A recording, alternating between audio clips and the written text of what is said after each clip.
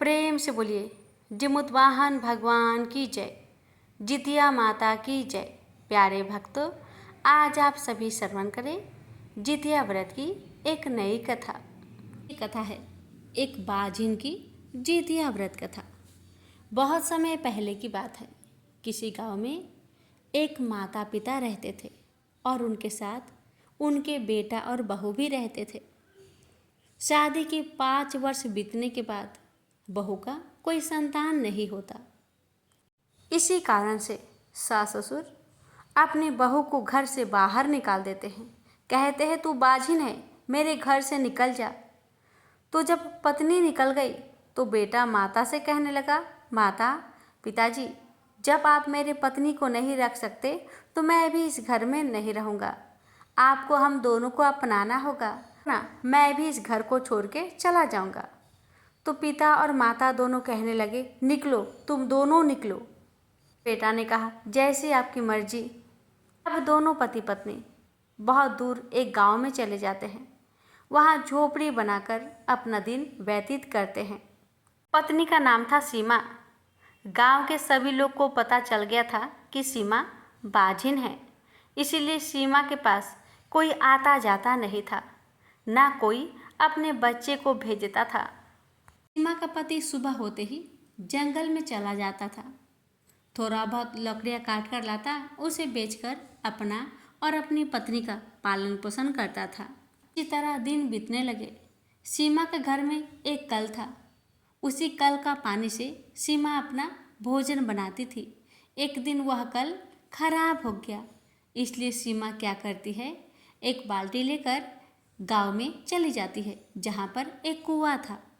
उस कुएं से पानी लाने जाती है तो वह क्या देखती है कि वहाँ पर एक बूढ़ी माई बैठी थी जो कुएं से पानी निकालने की कोशिश कर रही थी, मगर वह कमज़ोर होने के कारण बेचारी निकाल नहीं पाती है।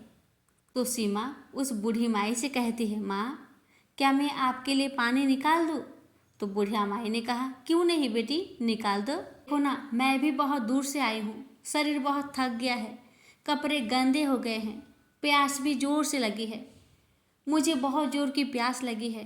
पानी पीने के बाद मैं थोड़ा स्नान करूँगी और कपड़े को साफ करूँगी, मगर शरीर इतना थक गया है, मैं बहुत बूढ़ी हो गई हूँ, इसी कारण से कुएं से पानी निकाल नहीं पा रही और आसपास में यहाँ कोई भी नहीं है, ही निकाल दो।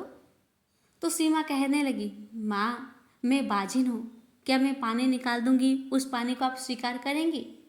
तो बुढ़िया माई ने कहा, धत पगली, क्यों नहीं स्वीकार करूँगी, तुम निकालो।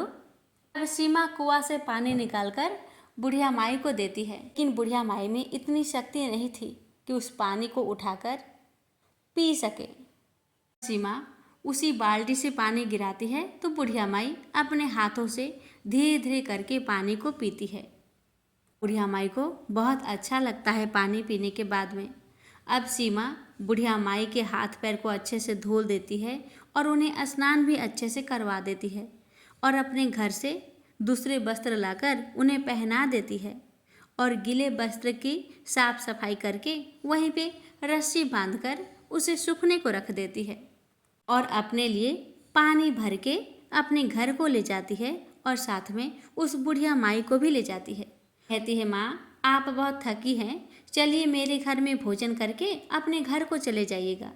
बुढ़िया माई भी सीमा के साथ उसके घर को चली गई और वहाँ पर जाके पेट भर के भोजन करती है। कहती है, बेटी तुमने मेरा बहुत सेवा किया, मैं तुमसे बहुत खुश हूँ। सीमा कहने लगी, माँ आप तो मुझसे खुश है, लेकिन दुनिया मुझसे दुखी है। क्यों? क्योंकि मैं बाझिन हूँ, मेरे कोई संतान नहीं है, इसी कारण मेरे सास ससुर ने मुझे घर से निकाल दिया। माँ मैं क्या करूँ, कहाँ जाऊँ? भगवान ने मेरे भाग्य में संतान सुख लिखा ही नहीं है, तो मुझे संतान प्राप्ति कैसे होगी? माँ बताइए, मैं कितना पूजा पाठ करती हूँ लेकिन भगवान मेरा सुनते ही नहीं हैं। क्या इसमें मेरा कोई गलती है? माँ बताइए। तो बुढ़िया कहने लगी, नहीं बेटी, तुम्हारा कोई गलती नहीं है। और कौन कहता है तू बाझिन है? मैं कहती हूँ तुम्हारे घर में जल्दी ही एक पुत्र आने वाला है, ये मेरा आशीर्वाद है। मगर तुम मेरी बात को ध्यान से सुनो। मैं तुम्हें एक व्रत के बारे में बतलाती हूँ, जिसे लोग जीवित पुत्रिका नाम से जानते हैं। इस व्रत को करने से संतान की आयु लंबी होती है और जिसके संतान नहीं होते उन्हें संतान की प्राप्ति होती है। इस व्रत से हर मनोकामना पूर्ण होती है। इस व्रत को तुम भी नियम पूर्वक करोगी तो तुम्हें पुत्र की प्राप्ति अवश्य होगी। यह व्रत 3 दिन का होता है और यह व्रत आश्विन माह में पड़ता है। आश्विन महीने की कृष्ण पक्ष की अष्टमी तिथि को पड़ता है। सप्तमी तिथि को नहाय खाए करते हैं, अष्टमी तिथि को निर्जला व्रत रहते हैं और नवमी तिथि को व्रत का पारण करते हैं। इस व्रत को तुम भी नियम अनुसार करो, तुम्हारी मनोकामना अवश्य पूर्ण होगी। इतना कहकर बुढ़िया माई सीमा के घर से चली जाती है।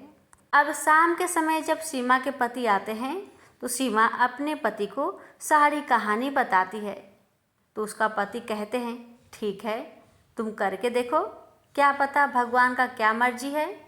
सीमा जब अगला साल आया तो जितिया का व्रत करना शुरू कर दी। पहला दिन नहाए खाए का नियम करती है और रात्रि समय यानी 3 बजे भोर में जिमुतवाहन भगवान को जो भी भोजन पकाती है उसमें से जिमुतवाहन भगवान को देती है और चिल्लो सियारिन को देती है और जो बचा खुचा भोजन होता है स्वयं खाकर अपनी व्रत की शुरुआत करती है। इस दिन उसे निर्जला व्रत रहना था। उसी दिन बेचारी निर्जला व्रत थी।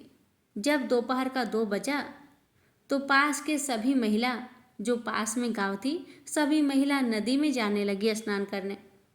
उसे भी पता था उसे भी नदी में जाना था, तो बेचारी वो भी नदी के पास चली गई सभी महिलाओं के पीछे पीछे।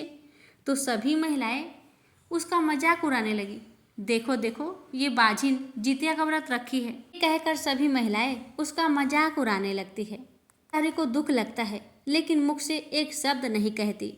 बेचारी उनके ही पीछे पीछे नदी के पास जाती है और नदी में एकदम दूर में स्नान करती है। सब महिलाएं उसे अपने साथ स्नान करने नहीं देती है, इसीलिए कहती है तुम बाजिन हो, जाओ तुम उस कोने में जाके स्नान करो। बेचारी सीमा कोने में जाके स्नान करती है। वहीं पर अरियार बरियार की पौधे का पूजन करती है, जिउतवाहन भगवान का पूजन करती है। वहीं पर बैठकर जब सभी महिलाएं कथा कह रही होती हैं, बेचारी दूर में बैठकर हाथ जोड़कर जिमुतवाहन भगवान की कथा को श्रद्धापूर्वक श्रवण करती है। भगवान से एक पुत्र की कामना करती है। तरह जब पूजा पाठ हो गया, कथा सुनना हो गया, सभी महिलाएं अपने घर को चली गई।